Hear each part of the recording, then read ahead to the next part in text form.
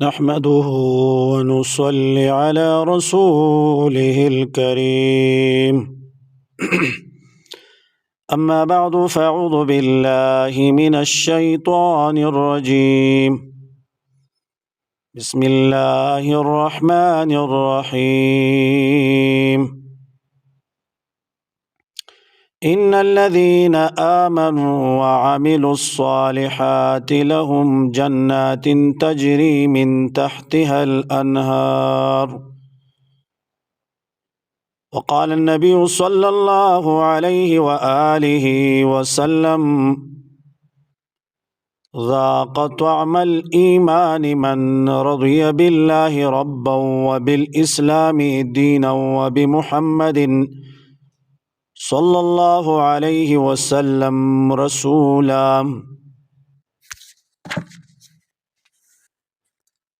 میرے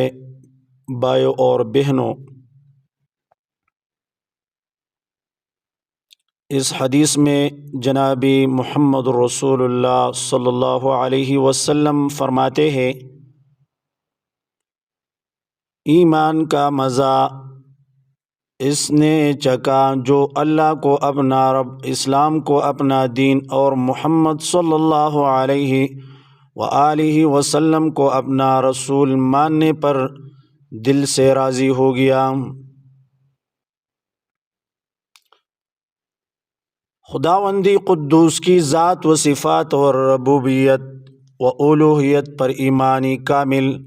رسول اللہ صلی اللہ علیہ وسلم کی نبوت و رسالت پر یقین محکم، اور اسلام کی صداقت و واقعیت اور حقانیت و عدل پر اعتمادی راسخ، اگر پوری اطمینانی خاطر اور رضا و رغبت کے ساتھ ہو، اور دل و دماغ کے کسی بھی گوشہ میں کوئی ناگواری اور تکدر و انقباض نہ ہو، تو اسے ایمان کی لذت و حلاوت اور چاشنی و شیرینی سے تعبیر کیا جاتا ہے۔ مادی غذاؤں میں ذائقہ و لذت کا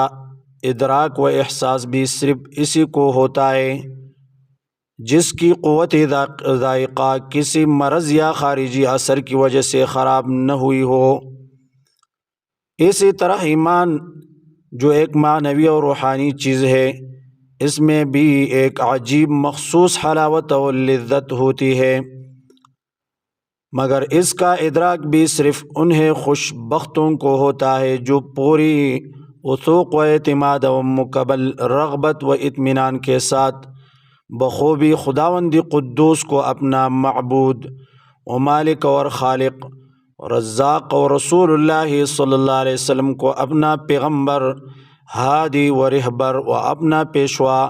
اور رہنما، اور اسلامی نظام کو اپنا دستوری زندگی اور نظام حیات تسلیم کرتے ہو، اور اس کے تمام تقاضوں کو پورے احساس ذمہ داری کے ساتھ نبھاتے اور پورا کرتے ہو۔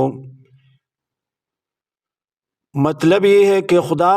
اور رسول اور دینی اسلام کے ساتھ اس کا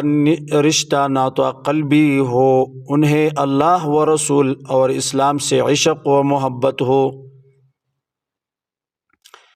اسی حدیث میں لفظ رضا سے تعبیر کیا گیا ہے، جس کا مطلب یہی ہے کہ تعلق صرف موروثی، نسبی، رسمی، عقلی اور دماغی نہ ہو، بلکہ قلبی اور دلی ہو۔ ہر مسلمان سے اسلام کا یہی مطالبہ ہے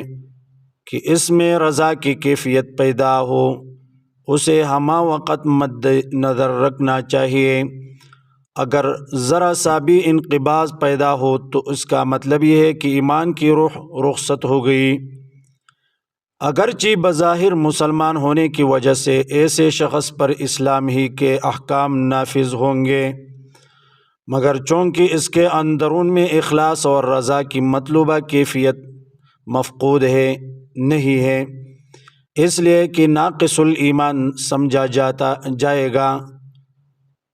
اس کا ایمان پورا نہیں ہے، نہ اسے کمالی ایمان کی دولت نصیب ہوگی اور نہ حسن اسلام کی ایمان اور معرفت کی حقیقی لذت و حلاوت و ذائقہ سے وہ محروم اور تہی دامن رہے گا، مگر جیسے یہ رضا و اخلاص کی دولت مل جاتی ہے، اس کے لیے تمام عبادتیں اور تمام مشکلات آسان اور حل کی ہو جاتی ہے، شریعت اس کی طبیعت بن جاتی ہے اور شکر و صبر دونوں کو مضبوطی سے تام لیتا ہے، ظاہر و باطن ہر لحاظ سے اور مطیع بن جاتا ہے۔ ظاہر ہے کہ اس سے بڑی نعمت اور دولت اس دنیاوی آب و گل میں اور کیا ہو سکتی ہے۔ وآخر دعوانا الحمدللہ رب العالمین۔